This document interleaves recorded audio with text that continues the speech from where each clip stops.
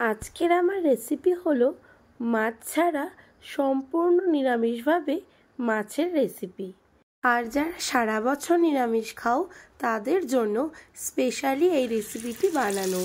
আর এই রেসিপিটি কিন্তু একদম মাছের মতোই খুবই সুস্বাদু খেতে। এখানে দেখো আমি নিয়ে নিয়েছি 2টো কাঁচা কলা আর নিয়ে নিয়েছি 5টা আলু।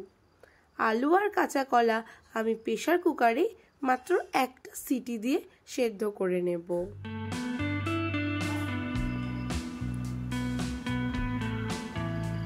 আর দেখো নিয়ে নিয়েছি সোয়াবিন। সোয়াবিনটা আগে থেকে আমি ভিজিয়ে রেখেছিলাম। সোয়াবিন আগে থেকে ভিজিয়ে রাখলে সোয়াবিনটা নরম হয়ে যায় আর এটা কিন্তু খেতেও আলাদা রকমই তখন টেস্ট হয়। দেখতে পাচ্ছ সোয়াবিনগুলো আমি চিপে চিপে মিক্সচার গ্রাইন্ডারে নিয়ে নিলাম আর এটা আমি দেখো মিক্স করে নিয়েছি। খুব বেশি মিহি করে মিক্স করার দরকার নেই। আর আমার কিন্তু এর পাশে আলু আর কাঁচা কলাও কিন্তু সিটি পড়ে গেছে। আলু আর কাঁচা কলা গরম জল থেকে তুলে আমি কিছুক্ষণ ঠান্ডা জলের মধ্যে কিন্তু চুবিয়ে রাখবো। ঠান্ডা জলে চুবিয়ে রাখলে খোসাটা সহজেই কিন্তু কলার গায়ের থেকে আমরা ছুলে নিতে পারবো। দেখো আমি আলুগুলো ছুলে নিচ্ছি ভালো মতন করে। আর তোমরা যারা যারা আমার চ্যানেলটিকে এখনো সাবস্ক্রাইব করোনি তারা চটপট গিয়ে আমার চ্যানেলটিকে সাবস্ক্রাইব করে দাও। আর ভালো লাগলে লাইক শেয়ার কমেন্ট করে কিন্তু অবশ্যই পাশে থেকো। আর যারা আমাকে ফেসবুক থেকে দেখছো অবশ্যই ফলো করে পাশে থাকার অনুরোধ রইল। দেখো কলাগুলো কি সুন্দর লাগছে চোচাগুলো ছুলে নেওয়ার পরে। এভাবেই কিন্তু আলু আর কলাগুলো আমি ভালো মতন খোসা ছাড়িয়ে নিয়েছি। এরপর একটা ম্যাশার দিয়ে সব কিছু আমি ভালো মতন ম্যাশ করে নেব। তোমরা এইরকম ম্যাশার অনলাইনে বা যে কোনো বাসনের দোকানে কিন্তু পেয়ে যাবে, এটা সব জায়গায় অ্যাভেলেবেল। দেখো খুব ভালো মতন করে ম্যাশ করে নিলাম। এরপর আমি দিয়ে দিলাম পেস্ট করে রাখা সোয়াবিন। আর এখানে অ্যাড করলাম 2 চামচ বেসন, 1 চামচ ময়দা, অল্প নুন, দিয়ে দিলাম পরিমাণ মতন ধনে গুঁড়ো, হলদে গুঁড়ো, দিয়ে দিলাম জিরে গুঁড়ো আর লঙ্কা গুঁড়ো। সব কিছু কিন্তু আমি খুব ভালো মতন করে মিশিয়ে মেখে নেব। দেখতেই পাচ্ছ আমি একটা সুন্দর ডো কিন্তু বানিয়ে নিয়েছি। এরপর ডোয়ের থেকে আমি অল্প অল্প করে নিয়ে এরকম বড় বড় একটা গোল্লা পাকিয়ে নেব। আর 2 হাত দিয়ে আমি ভালো মতন করে কিন্তু এটাকে চেপে চেপে দেখতেই পাচ্ছ গোল্লাটাকে আমি বানিয়ে নিলাম।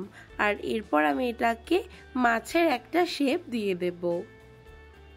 দেখো শেপগুলো কিন্তু পুরো মাছের মতোই লাগছে। এরপর একটা প্লেটে আমি সাদা তেল দিয়ে সাদা তেলটা ব্রাশ করে খুব ভালো মতন করে কিন্তু লাগিয়ে নেব প্লেটের গায়ে।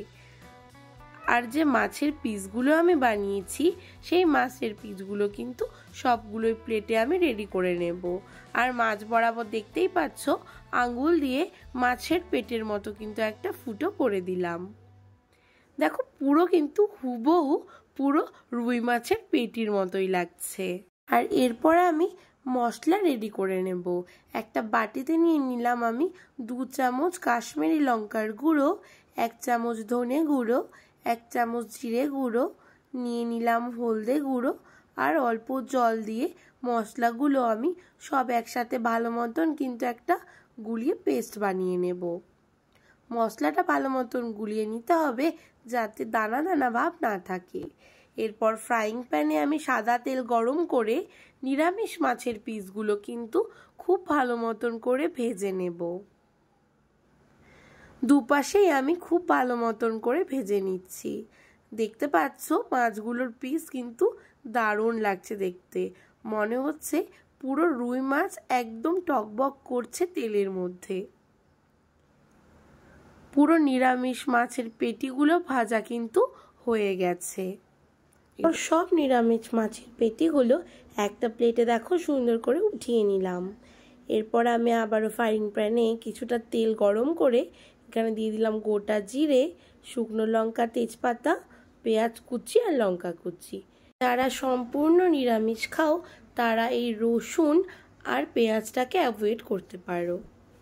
আর এরপর আমি দিয়ে দিলাম আদা রসুন বাটা আর কাজু বাদাম আর পোস্ত বাটা। সব কিছু ভালো মতন কিন্তু নেড়ে চেড়ে আমি কিছুক্ষণ মিশিয়ে নেব। দেখো খুব সুন্দর কিন্তু তেল ছাড়া ছাড়া ভাব হয়ে গেছে। এরপর এখানে আমি দিয়ে দিলাম টমেটো পেস্ট। টমেটো পেস্ট দিলে কিন্তু এর স্বাদ দ্বিগুণ হয়ে যায়, তাই টমেটো পেস্টটা অ্যাড করে আমি কিছুক্ষণ আবারও নাড়াচাড়া করে নিচ্ছি। দিয়ে দিলাম মশলার মিশ্রণ, যেটা আমি আগের থেকে গুলিয়ে রেডি করে রেখেছিলাম। আর এখানে দিয়ে দিলাম স্বাদ মতো নুন। সব কিছু একসাথে নাড়াচাড়া করে কিন্তু আমি এটাকে কষিয়ে নেব। আর এরপর আমি উপর দিয়ে দিলাম মশলা ধোয়া জল। মশলা ধোয়া জল দিয়ে আমি 5 মিনিটের জন্য এটাকে লো টু মিডিয়াম ফ্লেমে ঢাকা দিয়ে দেব। দেখো 5 মিনিট পর ফিরে এলাম, কালারটা কিন্তু দুর্দান্ত এসছে। পুরো মনে হচ্ছে লাল লাল ঝাল ঝাল মাছের ঝোল। এরপর আমি দিয়ে দিলাম ঝোলের জন্য পরিমাণ মতন জল। তোমরা তোমাদের পরিমাণ মতন ঝোলের জল দিতে পারো। এখানে আরেকটু নাড়াচাড়া করে নিয়ে আমি নিরামিষ মাছের পিসগুলো কিন্তু দিয়ে দিলাম ঝোলে। সবগুলো নিরামিষ মাছের পিস আমি দিয়ে দিলাম। এরপর আমি 3 মিনিটের জন্য এটাকে ঢাকা দিয়ে দেব লো টু মিডিয়াম ফ্লেমে। দেখতে পাচ্ছ বুদবুদ চলে এসছে। এরপর আমি ওপর দিয়ে অল্প গরম মশলা ছিটিয়ে দিলাম। আর গরম মশলা ছিটিয়ে দিয়ে আর একটু আমি নাড়াচাড়া করে গরম মশলাটা মিশিয়ে দিলাম। আর এই হলো আজকের আমার নিরামিষভাবে মাছের রেসিপি। তাহলে তোমাদের কেমন লাগলো আজকের আমার এই নিরামিষ মাছের রেসিপি অবশ্যই কমেন্টে কিন্তু জানাবে। ভালো লাগলে লাইক শেয়ার কমেন্ট করে পাশে থেকো।